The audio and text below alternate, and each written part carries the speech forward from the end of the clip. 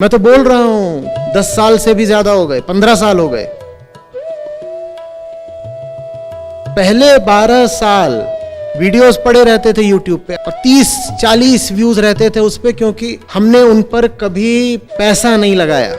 आप जो डोनेशन में पैसा देते हैं ना, उसी से वो वीडियो किसी के पास पहुंचता है। तुम भी जो वीडियो देख करके मेरे पास आए हो, वो तुम तक किसी न किसी की डोनेशन के माध्यम से पहुंचा है। जनता की ओर से जितना भी डोनेशन आता है, उसका बड़े से बड़ा हिस्सा इसी काम में लग जाता है कि हमारी किताबें, हमारा वीडियोस, इनका प्रचार हो सके और ये लोगों तक पहुंच सके। आपने जो भी राशि दी है वो वापस आपके पास ही पहुंच गई प्रचार के रूप में कि लीजिए देखिए।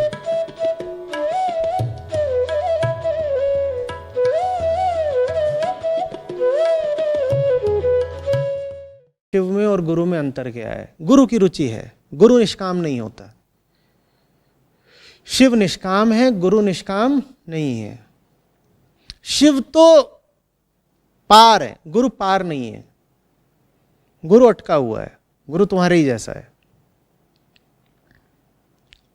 वो अटका ही हुआ है। तुम्हारे पास भी कामनाएं हैं, गुरु के पास भी कामनाएं हैं। तुम्हें भी दर्द होता है, गुरु को भी दर्द होता है। शिव के सामने तुम बोलोगे मुझे दर्द हो रहा है, दर्द हो रहा है, वो तुम्हारा मजाक भी नहीं उड़ाएंगे, क्योंकि तुम्हारी भाषा उन्हें समझ में ही नहीं आनी। उनके विश्व में, उनके कोश में पीड़ा जैसा कोई शब्द है क्या? बोलो। सत्य को कोई अनुभव हो भी सकता है, पीड़ा का चाहे सुख का हो सकता है। अनुभव करने के लिए सदा दो चाहिए ना। तुम किसी चीज का अनुभव करो, इसके लिए कोई चीज चाहिए तुमसे जो अलग हो। कोई अनुभोग्य पदार्थ चाहिए, कोई अनुभोक्ता चाहिए। शिव तो फिर याद करो कि क्या है? पूर्ण। तो उन्हें उनसे पृथक कोई भोग्य पदार्थ मिलेगा कैसे जिससे उन्हें कुछ अनुभव हो? तो उन्हें आज तक कोई अनुभव हुआ ही नहीं। ये सब जो तुम किस्से कहानियां पढ़ते हो कि देवी सती हो गई तो शिव रोने लग गए वगैरह वगैरह, ये सब बातें किसी अवतार पर तो लागू हो सकती हैं, किसी सगुणी ऋषि पर तो लागू हो सकती हैं, पर निराकार ब्रह्म पर लागू नहीं हो सकती। निराकार ब्रह्म को कोई अनुभव नहीं होता। जब उसे कोई अनुभव नहीं होता तो तुम्हारे दुख का भी उसे अनुभव कैसे होगा?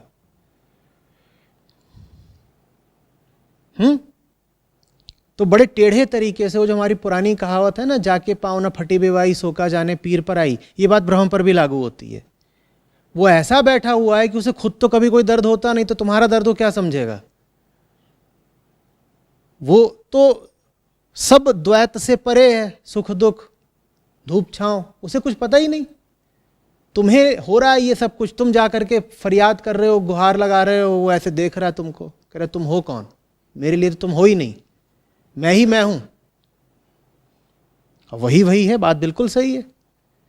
पारमार्थिक दृष्टि से तो सत्य मात्र ही है ना। तुम्हारा तो कुछ भी सत्य को समझ में आना नहीं है। गुरु को समझ में आता है, क्योंकि जैसे तुम्हें दर्द होता है, गुरु को भी दर्द होता है। जिन अनुभवों से तुम गुजरते हो, उन्हीं से गुरु भी या तो गुजर रहा है या गुजर चुका है, तो जानता है तुम्हारा हिसाब किताब पूरा। बात समझ में आ रही है? गुरु तुम्हारे जैसा है, तुम्हारी श्रेणी का है। तो इसलिए श्लोक कह रहा है कि शिव अगर तुमसे रूठ गए तो गुरु सहारा हो जाता है, गुरु रूठ गए तो। इसी बात को कबीर साहब ने आगे आकर के और ज्यादा सुबोध भाषा में कहा है। वो दोहा तो आप जानते ही होंगे। बात समझ में आ रही है? गुरु में करुणा है, सत्य में कोई करुणा नहीं होती। गुरु चूंकि स्वयं पीड़ा से गुजर चुका है या गुजर रहा है, इसीलिए गुरु को समझ में आता है कि दर्द क्या होता है, इंसान के आंसू क्या होते हैं। पार ब्रह्म को न दर्द समझ में आना है, ना आंसू समझ में आने हैं। वो क्या है? वो तो पार है ना। पार किससे पार? दर्द से भी पार, आंसुओं से भी पार। तो उसे कुछ नहीं होना।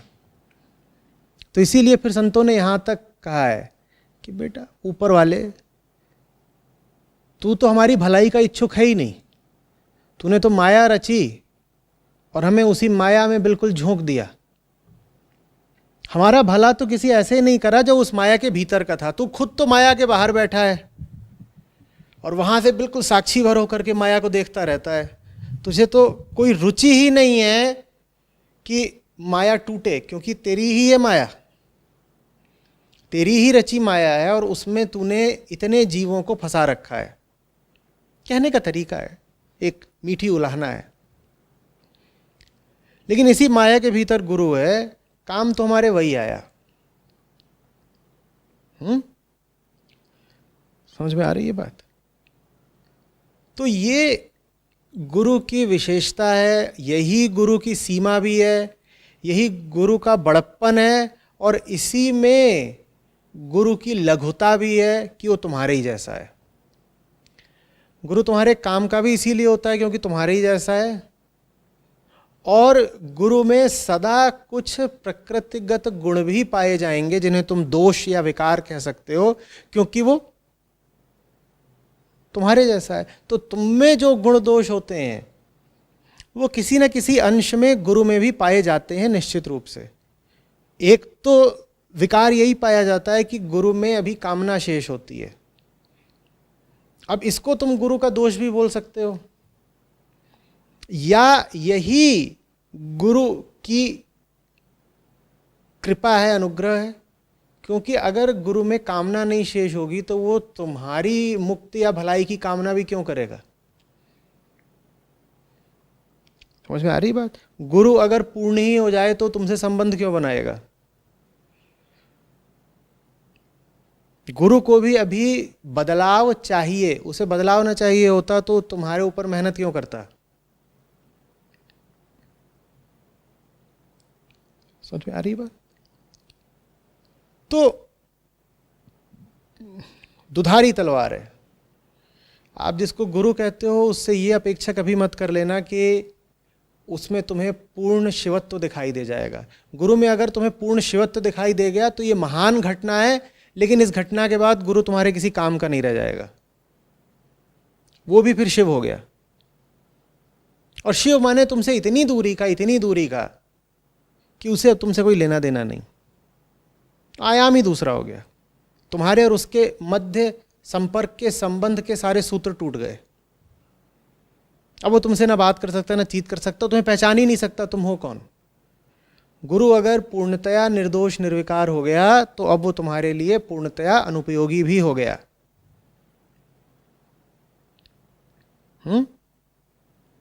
लेकिन गुरु उपयोगी है तभी तक जब तक उसमें दोष है, माने गुरु की संगति में खतरा भी है, क्योंकि अभी तो गुरु में दोष है। उपयोगी है लेकिन दोषपूर्ण है, कुछ ना कुछ उसमें भी अभी वही लक्षण, वही चिन्ह, वही विकार बाकी हैं जिनकी वजह से तुम रोते हो, परेशान हो, आंसू बहाते हो। तो फिर अनुशासन चाहिए और उत्तरदायित्व चाहिए, अपना जिम्मा लेना होगा।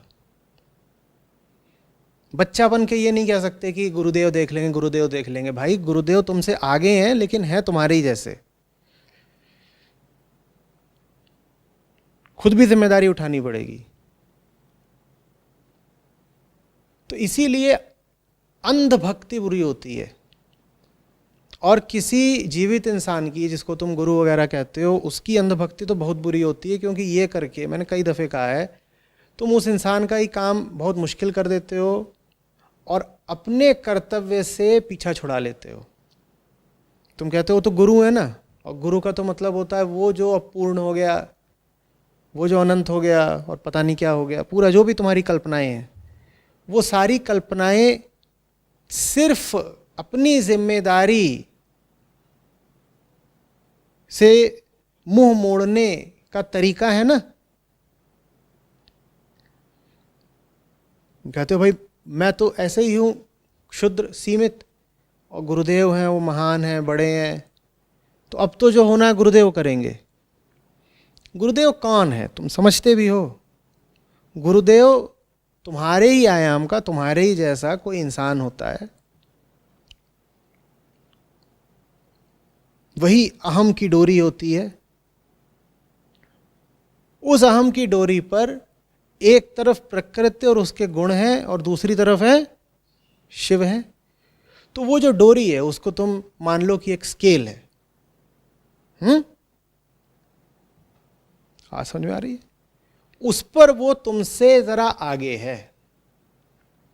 एक सीढ़ी हो जैसे जमीन से आसमान के बीच की, तुम जमीन पर बैठे हो, वो उस सीढ़ी पर जरा आसमान की ओर चढ़ा हुआ है। वो आसमान पहुंच नहीं गया है। हाँ, आसमान के प्रति उसमें शायद प्रेम थोड़ा ज्यादा होगा।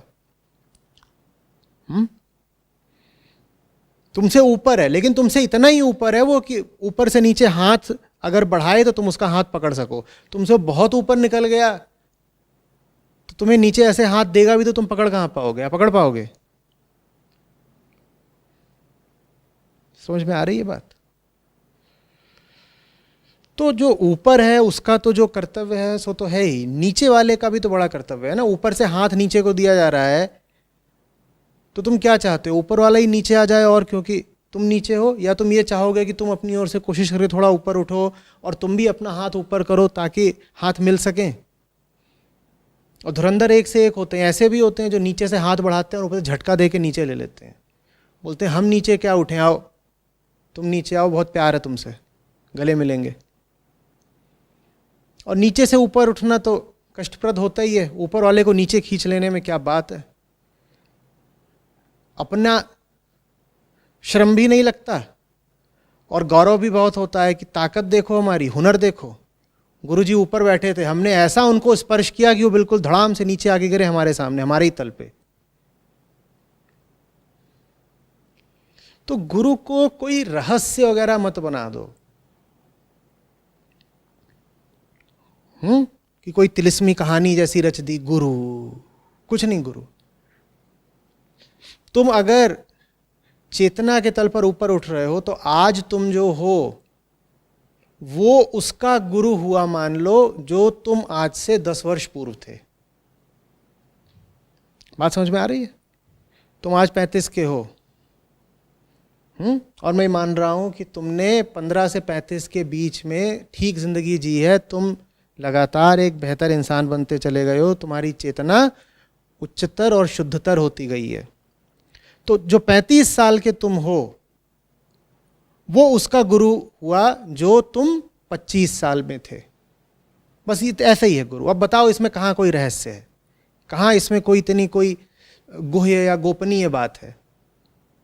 कुछ नहीं है ना।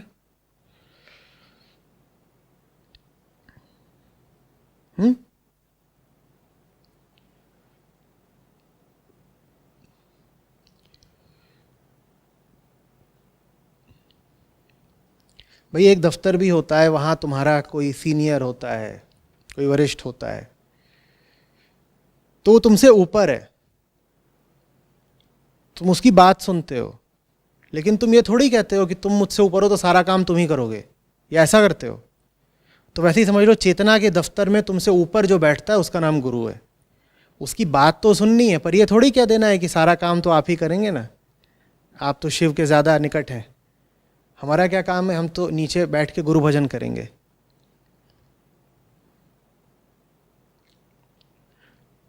अपनी अपनी नैया सबको खुद ही खेनी पड़ती है। कौन गुरु कौन चेला? गुरु की करनी गुरु जाएगा और चेले की करनी चेला। कोई यहां किसी को तार नहीं सकता।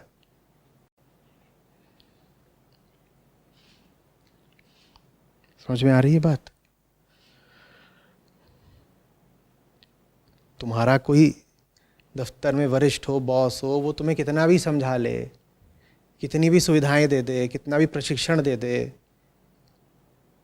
तुम काम नहीं करोगे तो तुम्हें कोई नहीं बचा सकता, या बचा सकता है? काम तो तुम्हें ही करना है। वही हाल गुरु का है।